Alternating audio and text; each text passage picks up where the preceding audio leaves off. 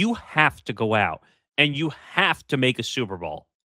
I'm and I know that's a ridiculous statement to make now, but you have to make a Super Bowl. You need to break this trend. You have to.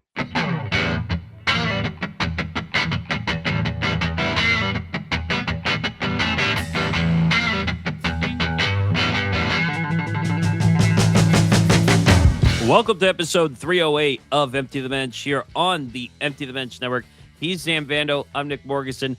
Make sure you follow us on social media at ETB Sports, Twitter, Instagram, TikTok, at ETB Sports. Follow the Empty the Bench Network at ETB Network, Twitter, TikTok. Make sure you like and subscribe to our YouTube channel, youtube.com/ETB Network, as we've now fiercely crossed over the 2,000 watch hour mark as we continue to march to 4,000 watch hours and monetization. So please go watch, whether it's our tape shows or our live shows, which we now have a huge live catalog.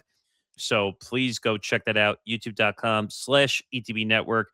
And for some of our shows, listen to it, Empty the Bench, like this show, wherever you get your podcasts, or Bando's Breakdowns, or Moving the Goalposts. We have a huge catalog of podcasts, so please go check that out.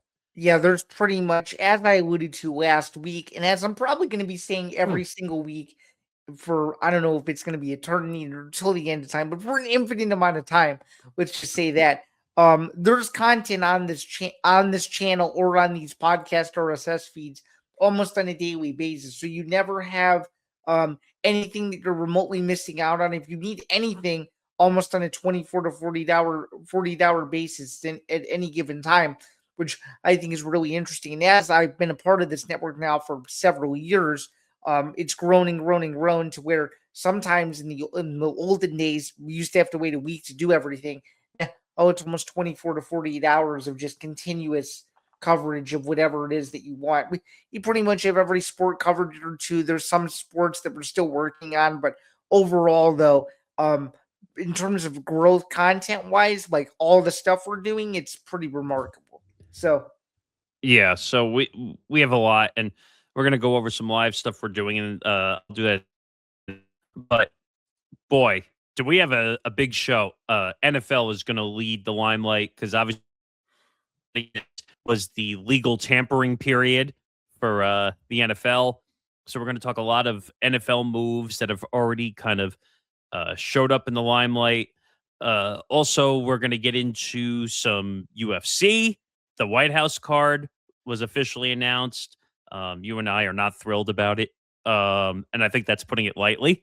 yeah, I think you're a little bit more disappointed than me, but yeah, it certainly wasn't what I thought it was going to be, and I overshot myself a little bit because a couple weeks ago I said, "Oh, give it a month, give it until early April. We'll know fights." Well, it's March 11th at the time that this is coming out, and we now have a card. And yeah, we'll get into the card a little bit later, but it certainly wasn't what most people were expecting. Should be an interesting discussion for sure. And speaking of chaos, there was also another unbelievably interesting fight, rather, added to the MVP MMA event, which is going to be taking place in the middle of May. So we'll get into all of that later on in the show. Yeah. Also, we're gonna get into some media news with the Washington Post. If you heard that news over the last month, the Washington Post sports section was completely gutted. I think that's the right word of putting it, right? Yeah.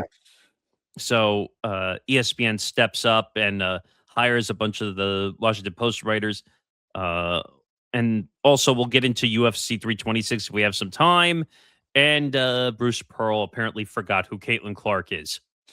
Yeah, that one was interesting to say the least, and very, very disappointing stuff. If you are CBS executives, if you will, because I'm sure somebody in the truck was fuming about that as he was relaying it. But yeah, all that and so much more. But let's start with the NFL Avalanche, that is the free agency tracker. The new league year began on Monday. It is Wednesday. Some of these trades are already beginning to occur. Some of these trades and major free agent signings are beginning to happen. So I guess let's get into it. Yeah, so we're going to start in my neck of the woods because I was kind of shocked. So Dolphins are sending Minkah Fitzpatrick to the Jets in exchange for a 2026 seventh round pick that they had from the Chargers. Um, I mean, I'm happy. I think Minkah Fitzpatrick is a great defensive player, a little bit injury prone. But the Dolphins are basically in sell mode at this Yeah, point. the Dolphins are in sell mode, and just to clarify, I was mistaken. Um, the new league year is officially opened at the time that this episode is coming out. So all of these trades and all of these moves that we're talking about Become will have official. will have officially become official by the time this episode releases. But yeah, obviously the Dolphins are in sell mode. They're in complete rebuild mode. There's obviously news about Miami's quarterback, which we'll get to in just a minute. But it's clear that a lot of these major pieces that built them into a playoff contender a couple years ago are now being let go. Obviously, they had to change their coaching staff too. They're in like as complete rebuild mode as you can get. But at the very least, though, Fitzpatrick is a good depth piece defensively for the Jets. The Jets have needed stars for several years, and he's certainly a name in the league that I think a lot of people know about. So I think it could be a good move for the Jets as long as he stays healthy. But again, as you just alluded to, him being injury prone has not helped its cause the last couple of years, and that could very well come back to bite him if things are not handled properly. So, I mean, defense was never really their issue. Like they were always a great defensive team. I think right. they need more offensive help than they need defensive help. But I mean, for a seventh round pick, I think you'll take more than a chance on Minkah Fitzpatrick Oh, fitting into this team. 100%. 100%. Yeah, absolutely. But I mean, this comes off the tales of the Jets giving Brees Hall a franchise tag, which I was like, "What are you doing?" Like, if I'm Brees Hall, I'd run away from this organization if I could, and go somewhere else. How are you not signing this guy to a like a 2-3 year deal or more? Well, it's because the Jets are the Jets. That's what I think. They sometimes don't realize the talent that they have. That frustrated me. But you know what? If defense is going to help, they need a quarterback. Number one, right now they're in the market for a quarterback, in the worst way. But they got to figure out something. But this is just one of many moves that is going to be done by the Dolphins. Um, I guess we'll jump right into that too, because this was kind of a minor trade that took. First of all, I was kind of surprised the Dolphins and the Jets made a trade, weren't you? Yeah, absolutely. Excuse me, absolutely. It's rare to see divisional trades like this, but hey, when there's smoke, there's fire, and when these two teams play, it'll be a very interesting development in the AFC East when these teams play their respective games. Because in the NFL, when players go to rival teams, usually some stuff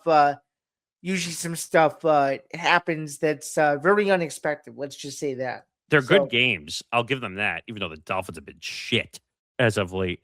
But you know what? This kind of, as you said, there's smoke, there's fire, will lead into the headline of now the Dolphins officially make it official that they're releasing quarterback Tua Tagovailoa with a post June 1st designation. Now, just so people understand, the reason they're doing it as a June 1st because it's less money on the dead cap that they're going to have to pay, but they're still going to have to pay an NFL record $99 million in dead money split over 2 years. I mean, this was one of the worst kept secrets in the NFL, essentially, right? oh yeah, 1,000,000%. And this isn't a surprise either.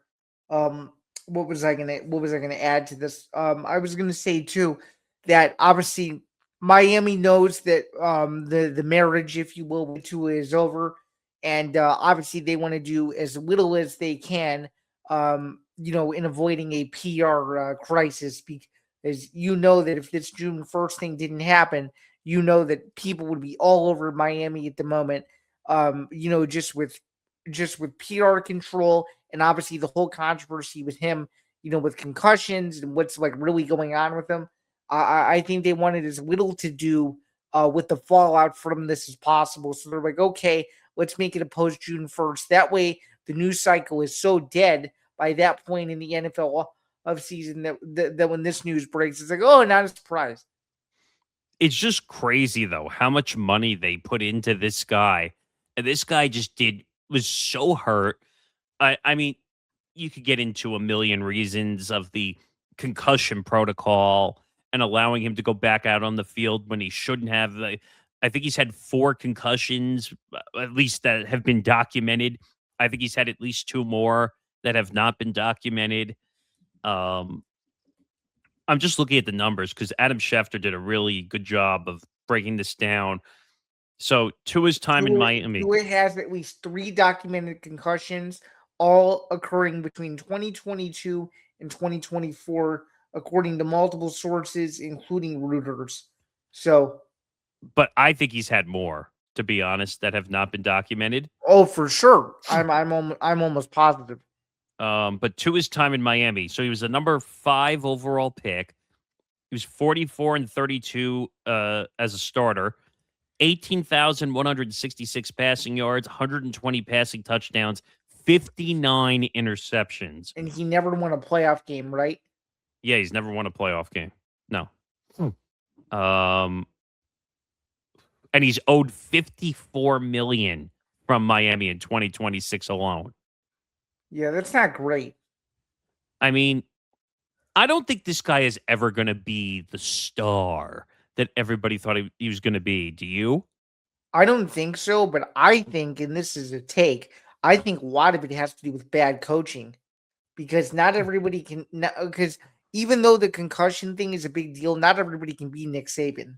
So, I mean, you go from Alabama to the Miami Dolphins. That's a totally different realm of stakes and all that. It's not like he went from Alabama to the Kansas City Chiefs or the Eagles or one of these major elite teams. He went to a Miami team that hasn't had an identity since 1999.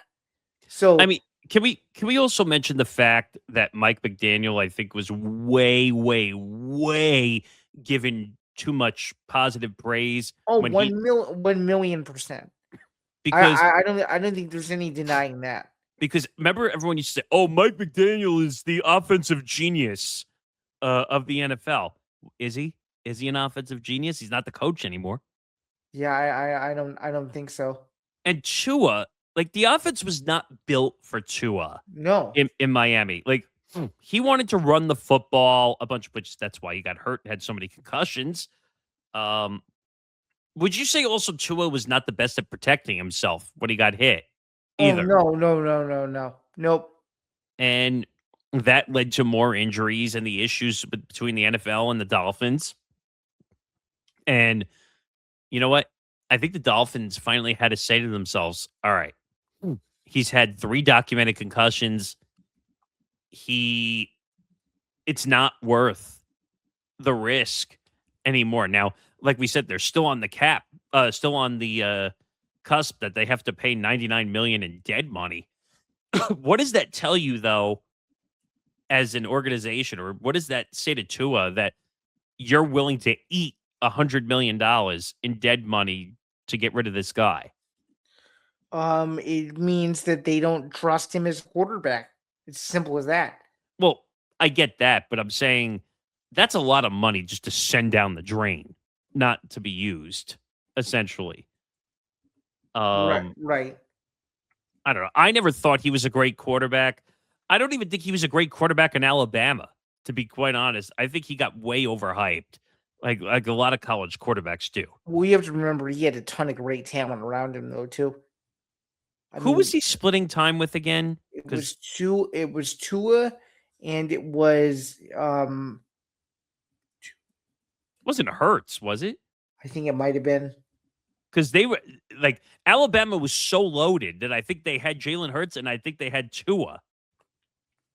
And I'm double checking. I think you're right, though.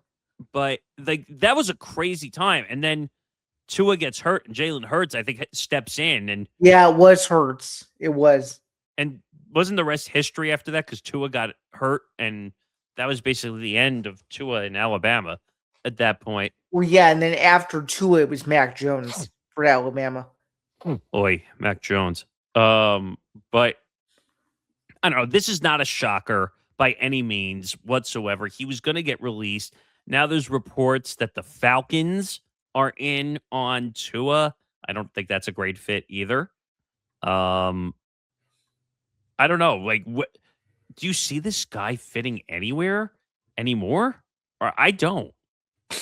I don't think so.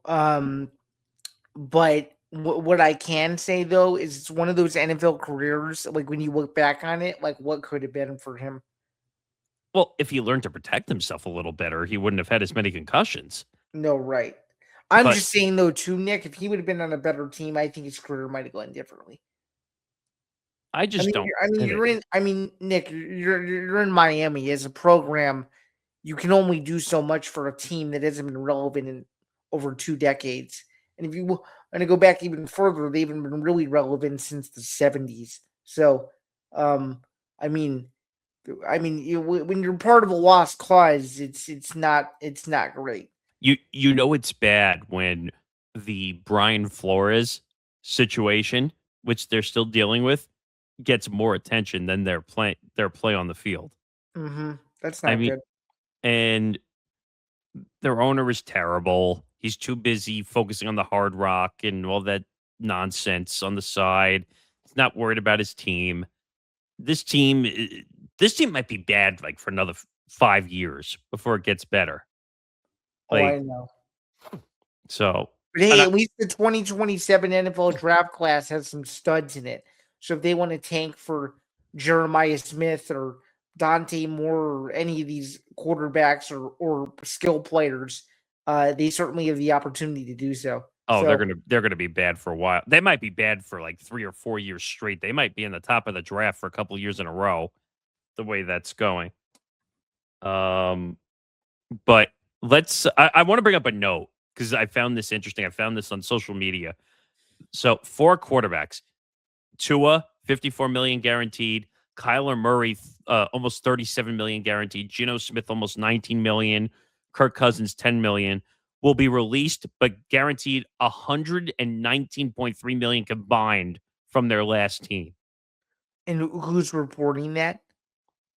I think well, a few people were. I saw Schafter was reporting it. I saw Rappaport was reporting it. A bunch of guys reported it. Okay. Very interesting. I mean, the common denominator with all these guys is they're just not great. Cousins isn't what he used to be. Um, Geno Smith obviously has had a bit of a career resurgence for a little bit, but it In didn't last long. Seattle. Yeah. It didn't last long because Sam Darnold took over and won the Super Bowl. So he kind of lost out on what could have been. Kyler Murray was thought to be the guy in Arizona and wasn't because he had no talent around him and he couldn't. I don't know, he just couldn't get over the hump. And then Tua, we've obviously spoken about, and then Cousins, it's like every other year you think he's reached like his full potential, and then just either he gets hurt or something happens, and I don't know, he goes back into being Kirk Cousins, and he's not a bad guy. He's very well spoken. He's very honest where he's at in his career, but man, he's gotten some bad deals over the years, though. If you really want to think about it. No, I agree. I mean, I'm just shocked at the amount of money some of these teams spend on these quarterbacks, and they're just willing to throw it down the drain. Like they just don't care. Hmm. And it's just like, all right, to a 54 million guaranteed, we're willing to eat that because we just don't want to deal with you anymore and your concussions and not willing to adjust to today's game. And see you later. Kyler Murray, same thing, almost $37 million. Now, I think Kyler has a better chance of making a team than I think Tua does, because Tua with all the concussions, and I just think Kyler Murray can adjust more to another team than Tua could, and I would say Tua is not going to handle the cold weather cities very well. But I can say the same thing about Kyler. Kyler might not handle the cold weather cities as well. Geno Smith is a lost cause, okay, and I know that because from a Jets fan, I know that. Kirk Cousins, his career is basically over at this point. Like, what's left for Kirk Cousins? To be a TV analyst, right? Probably TV analyst, or I could see him starting a YouTube series if he hasn't already with like his family, because he's a very family oriented person. He So should do a segment. What's the name of the segment that Randy Moss does on NFL Live during the season? you got You got uh Mossed or you got something. Moss. Yeah, yeah, yeah. So Kirk Cousins should go on ESPN on NFL Live. They should sign him, and they should do a segment called "You Like That," like just catching people doing like funny, hilarious things, and they should make a segment out of that. No, that'd be a good idea. It'd be a really good idea. Hey Kirk, I want 5% of that deal. I just gave you an idea. You're welcome. But yeah, that's pretty much the quarterback side. Some other big deals. This deal was huge, huge. Rams and Trent McDuffie. He was traded from the Chiefs, right, to the Correct. Rams. Yep, yep. So he reached an agreement on a 4-year, $124 million extension that includes $100 million guaranteed and makes him the highest paid cornerback in NFL history. This guy's an incredible player. I don't know what the Chiefs were doing here.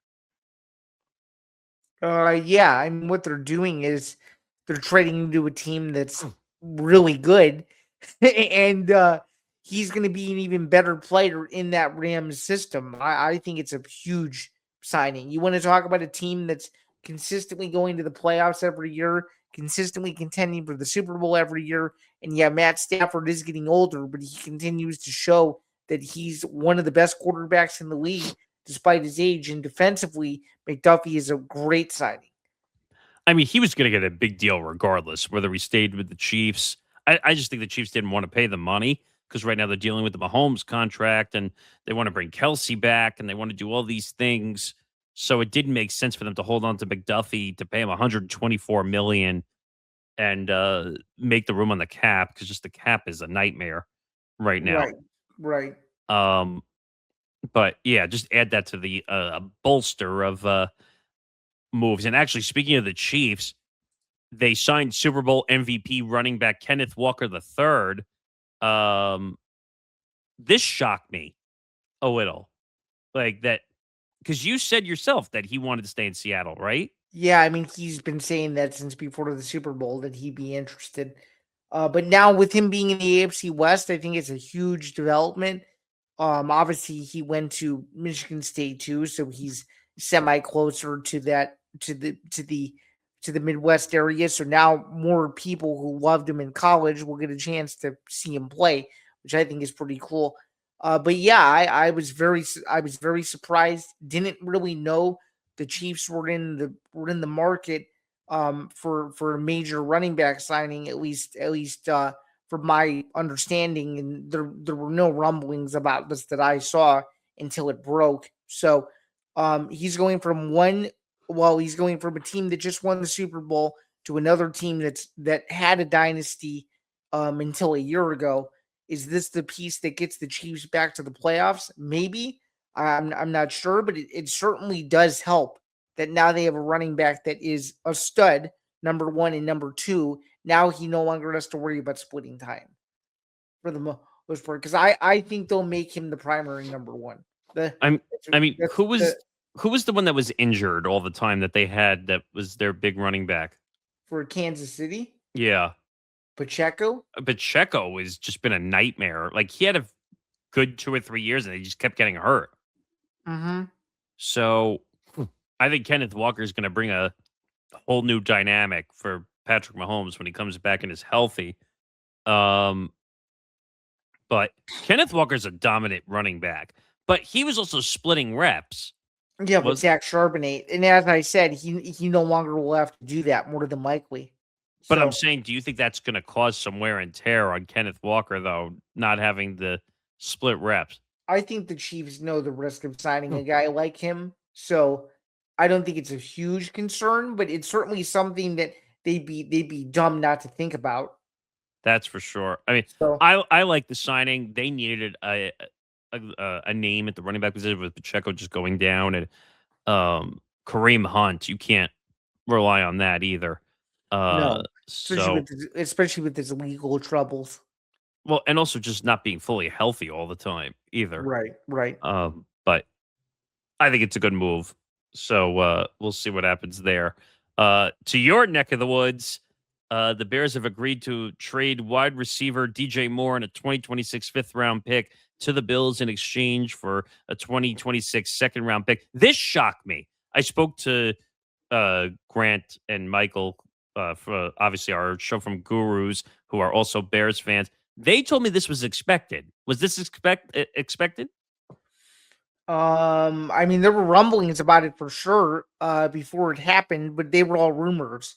I thought I was getting duped, Nick, the other day, because you know that fake parody account, Adam Farrell. Yes. Okay, so Adam Farrell decided to be a sneak. I don't know if you saw this, but what he did was he took DJ Moore's Instagram post with his kids and cropped out the Instagram parts of it and posted it and said and said breaking news in the next whatever DJ Moore is going to be traded to the Bears. And obviously people were community noting it because at the time no one credible had reported this. And sure enough, a day later, it comes out by legitimate sources, of course, that DJ Moore had been traded to the Bills. So I don't know. But what I can say, though, is this is big news for the Bears because even though they are losing, arguably, Caleb Williams' favorite target, they are saving tons of money in cap space, which is something they need to do, especially with the whole Drew Dahlman situation now. So and again, DJ Moore is a great receiver wherever he goes. He was awesome in Carolina. He was awesome here, and he's going to be even better in Buffalo because now Josh Allen to DJ Moore is going to be deadly. You want to talk about playing with some pretty decent quarterbacks over the years. If you're Moore, I think this is another step up in that direction. And the Bears probably suspected that with the quarter that they have now, led by Rome and Coastman Loveland in a pretty dominant running back room, that offensively, even though DJ Moore adds that versatility and that clutch gene scoring ability, that the Bears probably think that their young core is going to be enough to keep the offense moving forward as Caleb Williams continues to develop. I mean, so this isn't a sky is falling trade. This would have been a sky is falling trade if DJ Moore was the only weapon they have, but they don't. They have other pass catchers. DJ Moore just happened to be the biggest name offensively that's now no longer with the Bears. See, I think this is a mistake for the Bears. I actually think DJ Moore, like you said, was a great target for Caleb. He was a consistent guy you could trust as a number one. Well, him and Rome, I guess we're splitting ones, right? Essentially. Yes. But DJ Moore, I don't have the same reaction to this, Nick, that I did when Greg Olsen was traded to Carolina. Because when he was traded to Carolina, I was furious. Right. I mean, but the way I look at this is, I know they did it for cap space move for the most part, but who now Rome's going to get double teamed, triple teamed. I know. Aspects. I know, and I don't know if he's fully ready for that yet. And so I scratched my head when I saw this trade, and I said, "Wait, you just traded?" And didn't he make? If I remember correctly, he made some sick catches in the playoff game. He beat Green Bay twice. Which I was just like, wow, man! Like you trade away your big name that helped you in the playoffs, like, and you didn't really get anything in return for it, really. And who knows what that 2026 fifth round pick is going to be? It could end up being a non-factor. You never know. So, but the one thing I want to say on the flip side is, if you're the Bills, you have no excuses now. Not to go at least to the. You have no excuses now to try to go win the AFC Championship. I mean, I just don't understand. So, you got DJ Moore, you have James Cook, you have two big names, you have Josh Allen, who is a new coach. Well, that's going to take a clerical period to get through. Oh, no. I know, but it certainly is worth noting though. And also too, if I'm not mistaken, doesn't the Bills' new coach have a prior relationship with DJ Moore because of their years in Carolina together? Yes, they So do. it almost kind of makes sense from a Joe Brady standpoint, Well, right? and also the reputation was, oh, well, the reason we chose Joe Brady as the new head coach is because him and Josh Allen have a rapport as him being the offensive coordinator. So that's why they made him the head coach and they went internally instead of externally. But you have no excuses. Now, your owner, Mr. Pagula, went out and got you a wide receiver. Okay? You still you I would say James Cook is probably one of the top 3 running backs Mm-hmm. right now in all of the NFL. Mm-hmm. Um you have to go out and you have to make a Super Bowl. I'm and I know that's a ridiculous statement to make now, but you have to make a Super Bowl. You need to break this trend. You have Mm-hmm. to. You had all these dominant teams and you have nothing to show for it. You don't even have a Super Bowl appearance to show for this situation. Like I, DJ Moore is a great pickup because he can run those deep routes. He's not afraid to outrun the top defender on other teams. The guy is explosive. He probably has some of the most amazing hands I've ever seen in the league. And Also, he's quiet. He doesn't really say much either. he's not going to go out there and make an ass out of himself No, publicly. and I'm sure, Nick, when the Bills play the Bears this year, that the reception Hmm. for DJ Moore is going to be warm. Oh, That's it's what going to I. be huge. It's going to be huge. Like the reception he's going to get because to be honest, he probably never wanted to leave Chicago. No, I don't. I don't think he did. He even said in his final Instagram post that Chicago will always be home. See, well, I'll ask one thing and then we'll move on. But like, what's the motive here? Because again, like it's a given if you say cap space. I get it. But is this really a cap space motivated move or is there something else on the front of this? No, this is a big baller move. I think Hmm. trying to one up the Bears and one up just the AFC. They want to send a message to the AFC that hey, we underachieved last year in the divisional round. This is a fu to the rest of the division that we're not here to play around. We know that we have a short, limited window of opportunity, and if we don't do this now, we're never going to do it. Well, how are the Bears replacing him though? It's a very good question. Because where would you rank him wide receiver wise? Top echelon, Oh yeah, median? he's at the very least. I'm not going to go as far and say this, but he's at the very least a top 15 receiver in the NFL. So why would you trade him then? Because I have a theory that the Bears have a motive that nobody knows about yet. And again, you have to remember this is now Ben Johnson's team. So in theory, he probably knows a lot of things that the public like us doesn't know about the market at the moment, and he probably feels like he can go and he can make another splash that will make the DJ Moore trade look good. And I have to hope from a positive standpoint that the Bears know what they're doing. But given the Bears' past history, I'm inclined to believe that maybe they don't. But maybe under this new regime, maybe they do. But with previous Bears coaching regimes, whenever they would trade guys like this, they would have no idea what to do, and it would cost them majorly. Hopefully, it doesn't happen this time, but we'll see.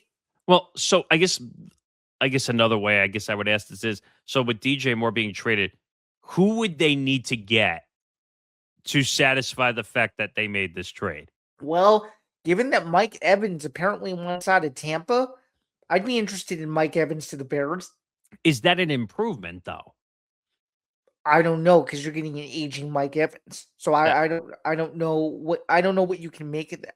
but so you understand though what I'm saying that this trade kind of doesn't make sense, right? I agree, but don't you think pairing Mike Evans with a young quarterback will make him more inclined to say, "Hey, I'm going to go beast mode again"? But he's got to stay healthy. It's the what if. with Mike Evans with all the injuries. Hmm. I'm not saying it's a bad move. I like Mike Evans. I've watched Mike Evans forever since he's been in the league. He's the reason why him and Brady won a title. I Yeah. mean, Yep. but I just don't. From a Bears perspective, I don't understand this. From a Bills perspective, absolutely, they needed a wide receiver. The Bills made as smart of a move as they possibly could have. Right.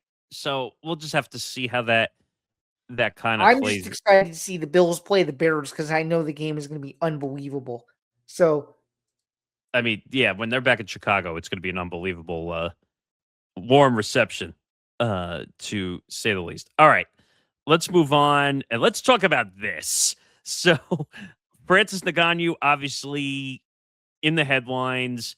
Francis was released from his PFL deal. Well, or let me take that back. They technically mutually parted ways, was the words that they used, which we all know that's BS because you don't mutually part ways.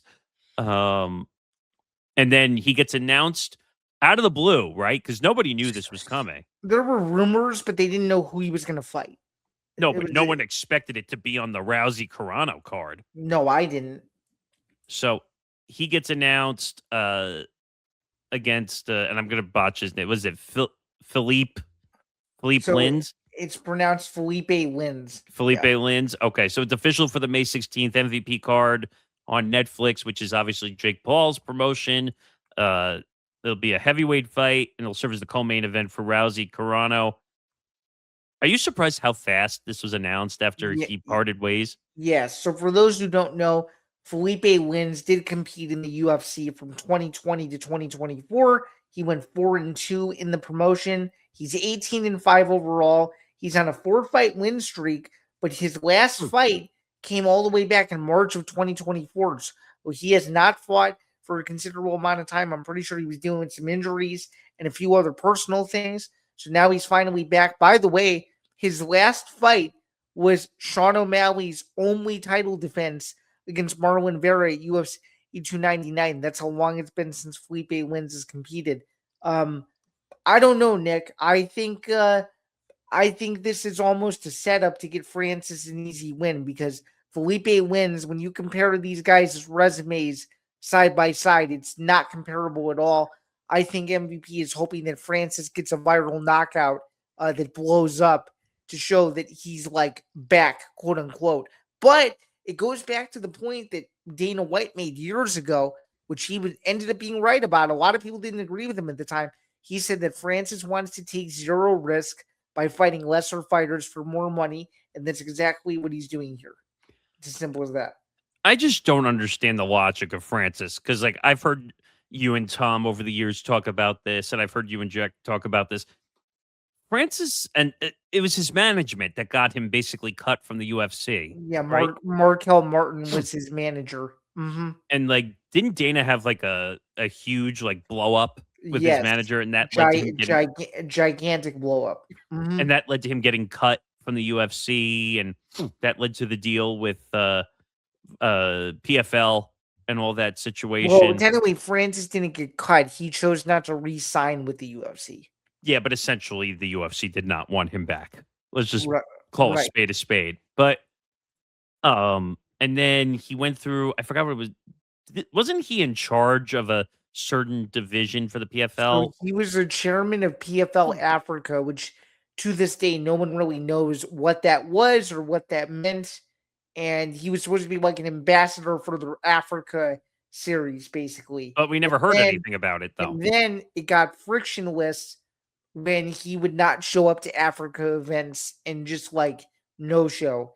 Then the PFL was like, okay, what are you doing? But this is partially the PFL's fault because they let him go and they let him box Joshua and Fury, and he fought those two fights and he made the combined 30 million that he made or whatever it was, and he didn't take another PFL fight again besides the only one in October of 2024, which he How many won. was left on the contract?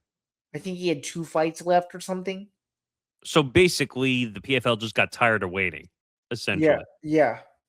Almost like what happened with the Connor deal with the UFC, in a sense. Right, exactly. Yep.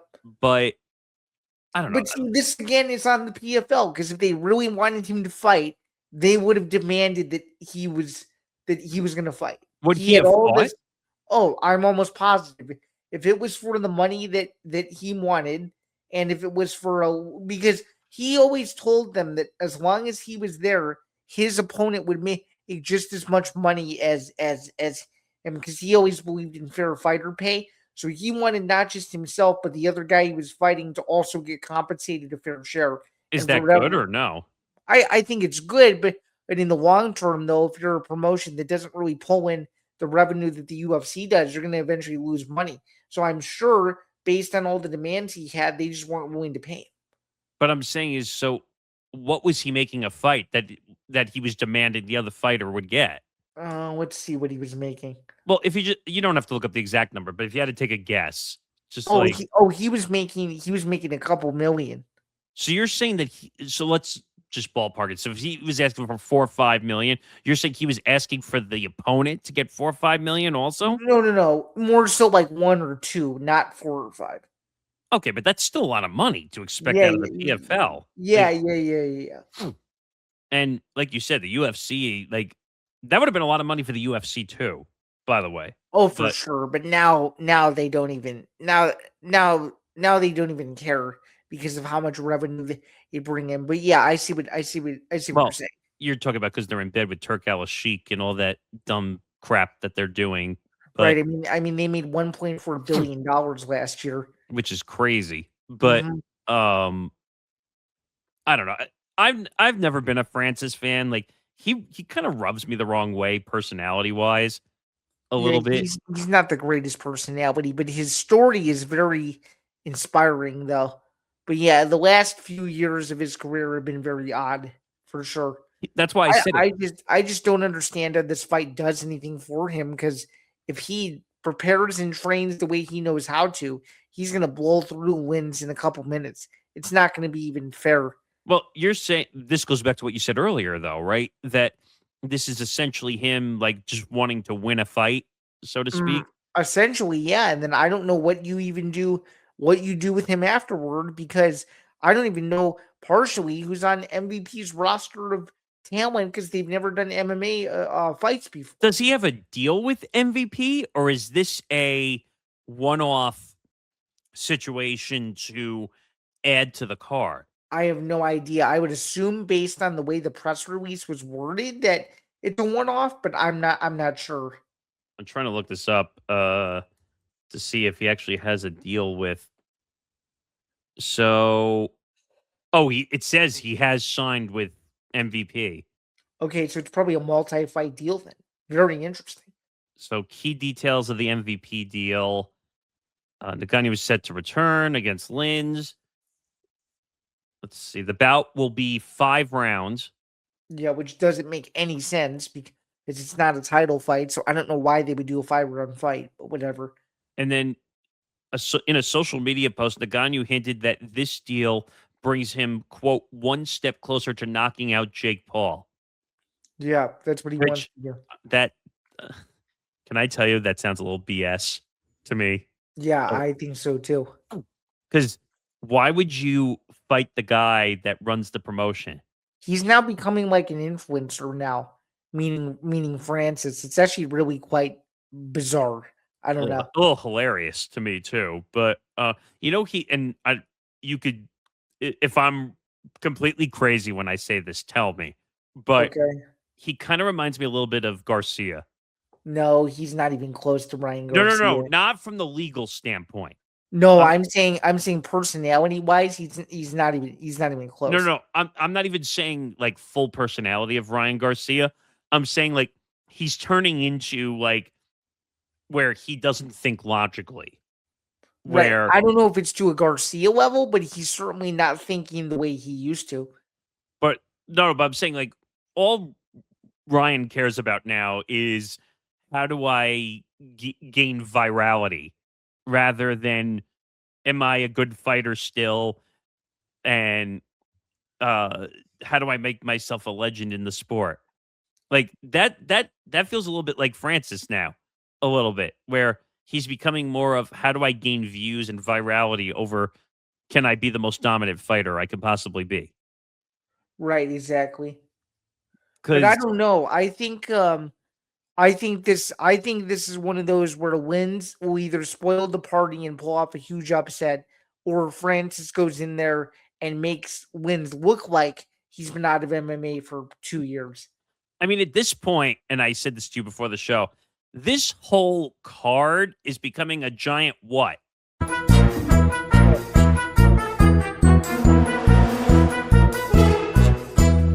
Circus. Sorry. That's Uh, okay. Yeah, but it is that a circus. because like why don't we like I said, why don't we just add Floyd and Pacquiao to this card and turn it into a giant circus while we're at it? And you know what? While we're at it, why don't we do Jake Paul versus Mike Tyson 2 on this card while we're at it? Jeez, yeah. I mean, that's what this card, even though those two fights won't happen on this card, that's what it feels like this card's turning into. So, It's so crazy. And you know what? Like if like as someone who's trying to get into this sport more, like myself, like this was my first thought. Clown show, clown show, clown show, clown show. Because that it feels like a giant clown show, this card. Like, tell me how this makes sense. well, what it makes sense for is name value and viewership. That's because a lot of people are going to watch it. Are they gonna watch? But they're not watching it because they're interested in the sport. They're watching it because of the names. Yeah, that's what I'm getting at. Like the Rousey Carano fight, I said, okay, I want to see Rousey fight again.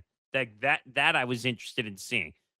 Am I really going to watch the Francis fight? No, I'm not going to watch the Francis fight. I don't care. Because to be honest, Francis should wipe the floor at Lins. To be honest, No, he shouldn't. He should. how many more fights do they need to add to this card, or are they planning? It'll probably be like a 7 fight card, I think, 7 or 8.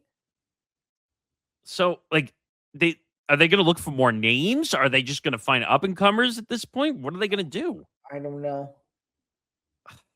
I Uh, mean, shoot, the biggest names that Linz has fought as opposed to Francis or Andre Arlovsky, who's the former UFC heavyweight champion. This was years ago, though, that he was champion. And then the other big name he's fought, which is a guy I've asked questions to before, is Vadim Nemkov. So his resume, as opposed to Francis, is not even comparable. I don't know. all right, moving on. Let's stay in combat and let's talk about the UFC White House card. I saw you guys react to well, I think for sure now, based on the MVP conversation we just had, that this card, as much as we're not the biggest fans of it, this card viewership wise will destroy the other one. It'll it'll destroy MVP for sure. I'm well, I'm almost positive.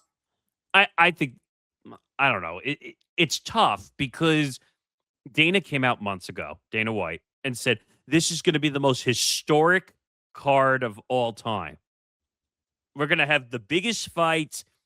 And didn't he say that we were going to have 6 title fights? That was the plan Oh no, originally. no. So that was what Trump's Dana never said that.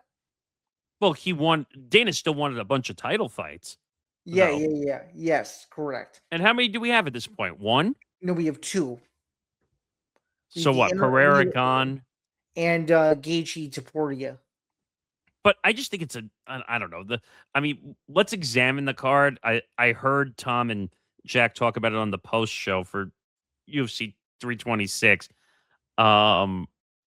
But I think they did a horrible job putting this together. No Connor. Um, I mean, all the rumors of John Jones, which we'll get into, which I think they made the right decision not putting Jones on there, but Dana White completely botched that whole situation.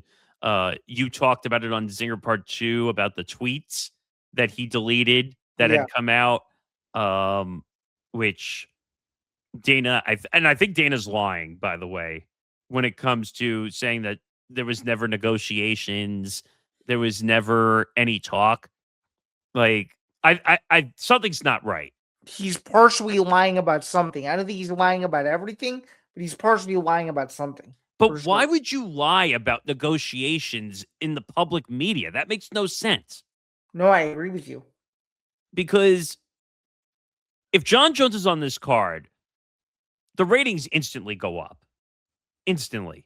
Right. I think though the UFC was not interested in putting him on this because he's such a massive risk. I mean, he literally partially damaged UFC 200 on days notice. He Yeah. had a whole card moved from from Las Vegas to LA on a week's notice, and he's had several other instances where fights have been messed up because of him. I just don't And understand. they were worried that this is my theory, they were worried that if they put him on this card and another legal thing happened like a few weeks before, that they'd have no contingency plan to put a new main event at the top of it. Well, this is something I've asked you this many times before for number cards. Why doesn't the UFC have contingency plans like ready to go in case an emergency happens? They used to more consistently. Now they seem to really don't anymore. I don't know. I'm not the right person to ask. But for Dana to come out and say there was no negotiations, I just don't buy that at all whatsoever. I think, and I said it, I think I messaged it to you while you were doing the stream that I said, you know what I think it was? They were in negotiations, and I think the UFC was looking for attention because their card got Well, no, destroyed. that is what Ariel said. That they were in negotiations, but the reason why it didn't happen was because they couldn't get to the number that Jones wanted, which I don't know what that number was. Right. But then Dana came out and said that the whole circus, when he was at that event, that he was saying he was in negotiations for the White House card, Yeah, saying, yeah, yeah. and Dana said that, well, that was crazy because we had already messaged his lawyer and said it was never going to happen. So this is a game of chicken. Who's lying? Someone's lying here, No, for right? sure. And I'm still taking Jones' side. I don't think he would. I don't think he would lie that he was in negotiations for that. Okay, so if you think Dana's lying, what do you think he could be lying about in the theory? He could be lying about the fact that it was always going to be Jones Pereira before they announced Pereira gone, and at the last minute, whatever number it was that both sides wanted, they couldn't come to, so they called Gon and said, "Hey, would you fight Pereira for the interim title?" And Gon said, "Yeah." That's what I think. So Because I have another theory. I have another theory that they were almost on the doorstep of stripping Aspinall of the title. It's just like what I told you last week. If they were going to make Jones Pereira, the only way that fight could have been done is if there was a title on the line, which means the only thing they could have done to make that happen is strip Aspinall because of his eye injury. oh, right, because Dana had come out and said during the media availability that Aspinall was never going to be ready for the White House card. Anyway, Correct. So they would have had to do something. They would have had to either make an interim heavyweight title fight, which is what they did, or they would have stripped Aspinall. are they that behind Aspinall that they were not willing to take the title away? I think so because they realized a year ago they screwed him because they kept him waiting for Jones. They probably thought the last thing we could do is take his heavyweight title away. That wouldn't make sense. I mean, don't get me wrong. Like when I look at this card, like Taparia Gaethje will probably be a good fight, but you were saying you thought it was going to be Islam, right? Yeah, I thought so. I thought so. Which that would have been an incredible fight. If Oh, it's it would have been the biggest fight they could have made because it's number one versus number two, pound for pound. It would have been huge. I mean, don't get me wrong. Gaethje's on an incredible high right now because of beating Patty, Hmm. obviously. But I think Taparia Islam would have been an incredible fight. Oh, I know it could still. Well, I'm just gonna say this now. It could still happen if Gaethje wins because Gaethje's come out publicly and said that after he wins the title, he's retiring.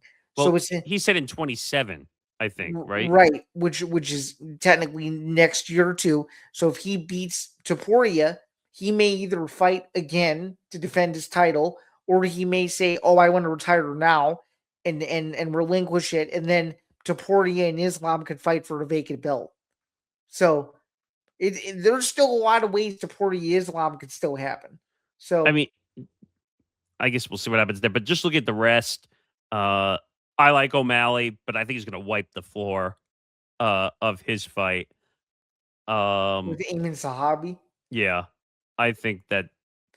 Well, and I saw the video, by the way, of O'Malley, who apparently was like begging to be on the White House card, Yes. supposedly. Yes. He shouldn't have had to beg. Are you kidding me? I know. And then it's just weird seeing Chandler on this card without Connor being the opponent. I know. But Mauricio Huffy is a tough out. That's not going to be easy. He's a beast. So Chandler could lose that fight. I think Ruffy's going to win that fight. You do? Yeah. Really? Because Chandler's gotten his ass kicked the last couple fights. Mm-hmm. Including Patty Pimblett. Yeah, Patty beat the crap out of him, if I remember correctly. Yeah, he did. I don't know what it is, but Chandler's just not the same guy after that whole incident. He hasn't won a fight in 4 years. But I'm saying, like, doing all that waiting for Connor, like, messed with his psyche mentally. I think it did. Don't get me wrong. I'm sure Chandler's doing fine financially and whatever, and he was in that movie or whatever. If Chandler wins, is he going to call him out for the millionth time? Oh God, I swear. And watch, Tom's going to put out a tweet after that. It's like, here we go again. He is, of course, he is, because it's part of the UFC gimmick. Because the UFC loves that stuff. Even though you said that the UFC has claimed that Connor was offered Chandler or whatever. And no. Connor said it himself. He said it in that Smashcast media interview. He said it himself. Could you imagine, though, Nick, the perfect theater? Chandler knocks out Huffy, gets on the mic, calls out Connor. Connor's sitting in the front row. He gets in the octagon, and they do the face off in the White House card at the end of it, face to black. Could you imagine? Oh, that would be incredible theater if it somehow happened. Because I just thought about that, because he did say in that same interview that he was going to be at the White House card. Connor was going to be there. I don't think that makes any sense. But I'm telling you right now, Dana White would make a ton of fans and a lot of people happy if he somehow made a Connor Chandler fight. Somehow. Okay. Make a lot of fans. You don't think so? No, I do. I think it's really one of the only fights that makes sense for Connor. It's either Connor versus him or Connor versus Nate Diaz 3, because it's 1-1. And I saw Nate Diaz was a little busy on Twitter trolling people left and right. He was so pissed off. It was funny just watching him tweet during the card. I was like, oh, here we go again. He's trolling. There's a troll coming out. No, I know. But I don't know. Quickly, who do you think is going to win the Pereira Cyril Gane fight? I want to see Pereira win. I'm a fan. Like I like Pereira. I like Pereira too, but you get some great theater if Pereira loses to Gane, and then you do the Aspinall Gane rematch. That'd be interesting, because the first fight ended with the eye poke. So. Can you imagine if that fight comes up again? The UFC will salivate if they somehow get that fight again. Oh, of course they will. But I still think Pereira Aspinall wouldn't be bad either. Well, true. That's a good point. That's a fight a lot of people are interested in, because they think Pereira might knock him out.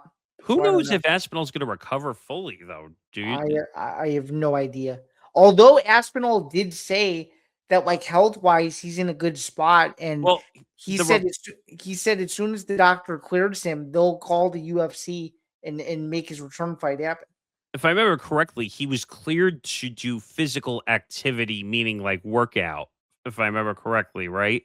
Correct, yep. So, like, he could lift and he could do all the, like, in-shape body stuff. He can't train yet, though. But he can't take hits and he can't do any of that stuff, which that's what's stopping him from getting back in the octagon. But and then just quickly the other fights, Nickel versus Dawkins. I think Bo Nickel wins that fight, but it should be good though. But is that true though? The reports are that was supposed to be like a quote unquote easy fight for Bo or no? In so many words, yeah, but Dawkins is still a tough guy, so he's not going to make it easy on him. It's certainly not easy, but it's a winnable fight for Nickel. Let's just say that. And then So, obviously, I'm a Lopez fan. Lopez and Steve Garcia is going to be a great fight. That's going to be a really good fight. You think that's one of the more competitive fights? Oh, 100%. That might even steal the entire show because Garcia is a stud too. Those two are going to stand and trade for 15 minutes, and it's going to be awesome. Jeez, and that's the first fight out on the card? Mm-hmm. Can you imagine if that's the most entertaining fight on the card? I think a lot of Diego Lopez Sicko fans would be excited about that, though. I mean, he also got his ass beat up last time also. No, by Volk, I know. Even though I was kind of hoping Lopez would put up more of a fight. Like, it was too little too late by the time he finally started waking up. But I don't know. How would you grade this card if you had... I know you're going to do it on Outsiders on Thursday, but... No, for sure. So, I mean, I'm a hardcore UFC guy, so from a hardcore standpoint, that's a really good card. Like if you know all of these names, there's no reason to not be excited for it. I understand from a newer fan's perspective, though, they're pissed off that the major name is not at the top of it. But from a hardcore standpoint, this is a solid B plus, A minus card. It doesn't have that holy cow cherry on top with Jones or Connor at the top of it. So, I mean, if Connor's on this card, does it change the grade of the card significantly? 100%. 100%. You're talking about a 4.5 to 5 year comeback on the South Lawn at the White House, the most viewed event they're ever going to have. It would be a huge deal. Be a big deal. Do you still think they're going to get record numbers? Oh, 100%. Yeah. Because I think they're doing this more so for the angle and the views of the White House and the Lincoln Memorial and the Washington Monument and everything that's around it. It's going to feel like you're watching the Masters, but it's the Masters with heavy metal and EDM in the background and fights and all that. Where the White House is going to be kind of like the scene that Augusta is for the Masters, basically. Now, I don't know how true this is, but they were talking about walking from the Oval Office. No, that is real. That is true. That is the walkouts. Oh, yes. Shit. That's cool. If that's the case, walking from the Oval to the Octagon, that would be something. All right, quickly. Speaking of Washington. Oh, right. Yeah. Speaking of Washington. So obviously we saw the story of the Washington Post basically gutting, or I should say basically, they did gut their sports department completely. This was a staple, right? From what I understood. Huge staple section of the Post, yeah. Wilbon and Kornheiser from PTI were part of it. Yep. But you know this from being in the writing space. Well, it's good to see that Chuck Culpepper is now back in the business. That's good. Now he's going over to ESPN. I think he's a very good writer. Now, I saw the release. I think that they're signing. ESPN is signing 6 guys. Yeah, or he's one of them. I just know he was the only name I recognized out of all the names. I just want to see if I can find the. Here it is. Okay. So ESPN hired 6 veteran journalists: Kent Babb, Kareem Copeland, Chuck Culpepper, Robert Klemko, Tom Shedd, and Ben Strauss, who I actually like. Some of these guys are baseball guys, though, right? I want to look this up just to be sure. Well, they're all over the map. Some are college guys. Some are NFL. Which ones are the college guys again? I have to look it up because I don't know it off the top of my head. Oh, wait. I found the ESPN press release. So Kent Babb will be a features writer. And he's very good at that. That's cool. Copeland is going to do the WNBA, NBA, college basketball. Let's see if he can beat out Philippe for some scoops. That'll be interesting. I like her. She's really good at her job. No, No, I know, but that could become a new WNBA rivalry, though. When it comes to reporters, you know that you know that, right? Yeah, apparently he's done NFL for the Commanders. He's done the Olympics. Culpepper has covered college football, basketball, golf, tennis, the Olympics, World Cups, Super Bowls. I don't know. ESPN made a killing in this. Yeah, Like they big did it. They did a great job. Klemko is a Pulitzer Prize winner covering the Do you know his work or no? I knew him when he was at SI. Oh, this was like 20 years ago, though, right? I think so. I Mm-hmm. remember reading his work through the SI site. Mm-hmm. He's also been at USA Today, and he does a lot of like investigative, like major scandal stories in Yeah, sports. yeah, for sure. Mm-hmm. Tom Shed was a Commanders guy. I knew that. And then Ben Strauss, who's a investigative journalist who's done a lot of amazing work for the Washington Post. ESPN nailed a good one in Strauss, actually. Yeah, these Um, are some solid signings for sure. and it's funny because people say, "Oh, well, journalism is dead." No, it's not dead. It's It's transforming. it's evolving. So I'm just gonna make a prediction now. You may see those guys right, but you're gonna see them on TV a lot more than you think. I think Oh, you're going to see Strauss everywhere because he's they're gonna be doing TV hits. Who knows if they're smart, they could get into the podcast vertical and do podcasts off those guys. I'm sure if there are weekly listens, people would listen to those guys all the time. I could see Strauss and Klemko because they're both investigative unit guys. Like that would, I could see them become part of like E60. That'd be a Uh, that'd be a cool pairing.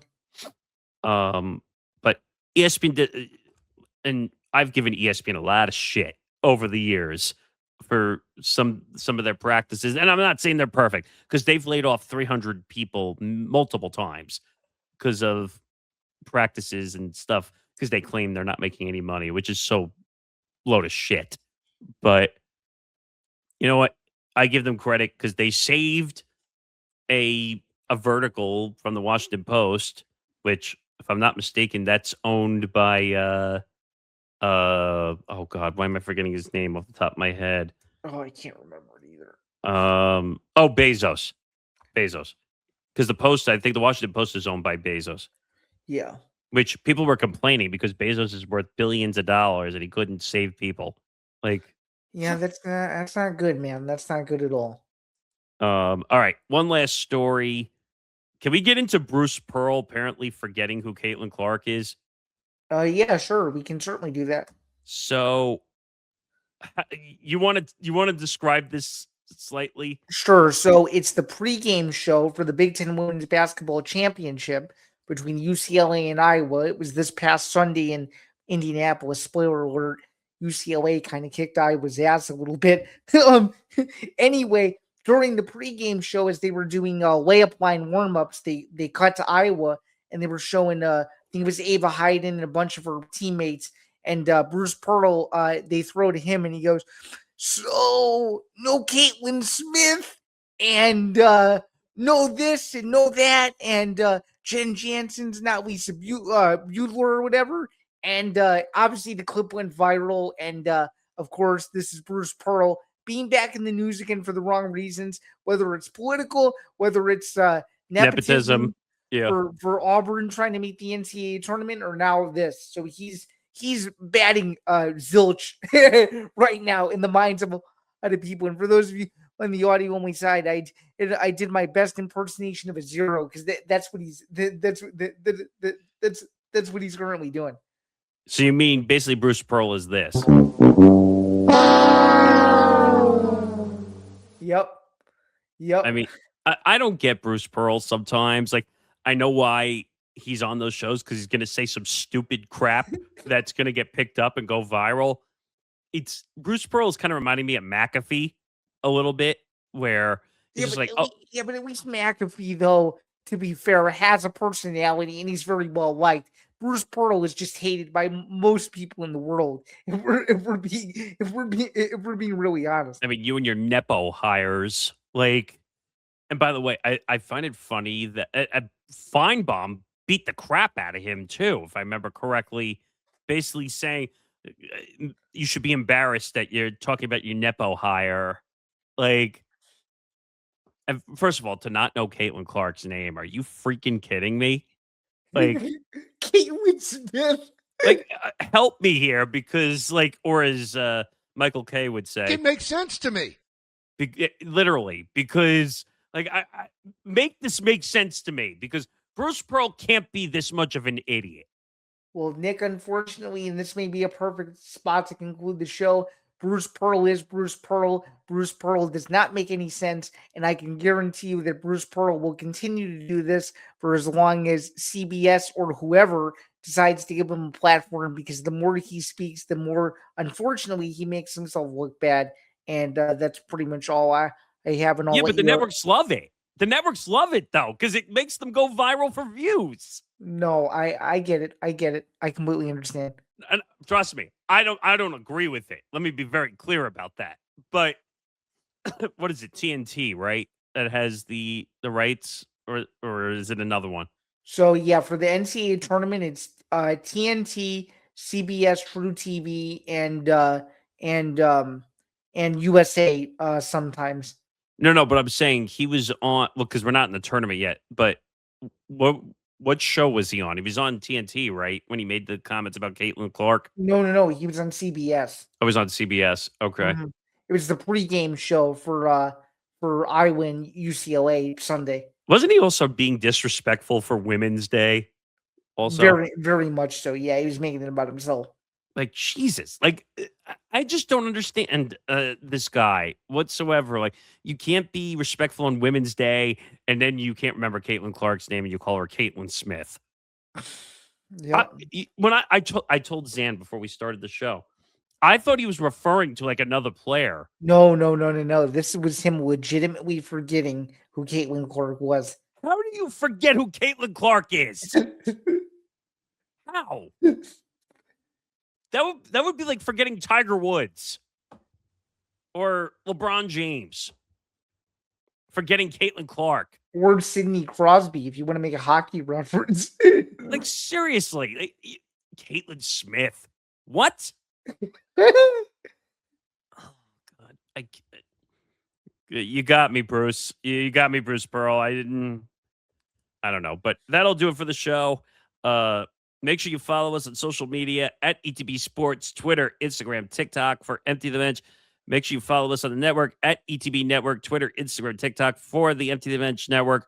Make sure you like and subscribe, youtube.com/ETB Network. Help our numbers grow as we continue to get subscribers and we continue to hit those watch hours so we can build into monetization and do some really cool things. We're working towards some live show stuff for your show, which is going to be a live episode. Yeah. So just to kind of break it here while we're at it, usually my show, Bando's Breakdowns, is a tape show which airs on Fridays at 3 Eastern, noon Pacific. We're going to be doing something a little different because I will be live on site this week for the Big Ten tournament, beginning tomorrow at the time that this is coming out for all of you. So tomorrow through hopefully Sunday, I'll be in attendance. But regarding my live show schedule, you'll see me live on Friday and Saturday in the lead ups to the Illinois game on Friday against hopefully who it ends up being Wisconsin on Friday afternoon, and then Saturday before the first semifinal game of the Big Ten tournament. And both of those coming from the United Center in Chicago. So it's going to be me on my live Bando's Breakdown show on Friday. It'll be the same show that you guys know, except it'll be in person this time. So a bit of a different setup. We're going to have a bit of a remote setup on Friday and Saturday. And then Saturday is going to be my traditional Zanzinger Part 2, which you'll see usually on most weeks on Sundays. So we'll keep that going as well for a live show on Saturday. So you won't get Bando's Blitz this coming week, but you will get a Bando's bonus episode to recap everything on Monday and all that good stuff. So stay tuned for all the live content, and it should be a fun time. And then we're hoping to effort a Selection Sunday show, depending on schedule, but we'll see how that works out. On the on the 15th? Yes. Yeah, so we're working the details out for that, but that'll do it for the show. That was episode 308. He's Zain Bando. I'm Nick Morgasen. We will see you next week for episode 309 of Empty the Bench. Until then, have a good week, and we will see you next time. Yeah, have a good one. Have a good week. We'll see you next time. Enjoy the conference tournaments coming up and all the other sports that are going on as March is officially underway fully. Hope you have a good one. And for everyone here at the network, I'm Zan. He's Nick. Have a good rest of your day and cheers, everyone. Thanks again. We'll see you soon. See ya.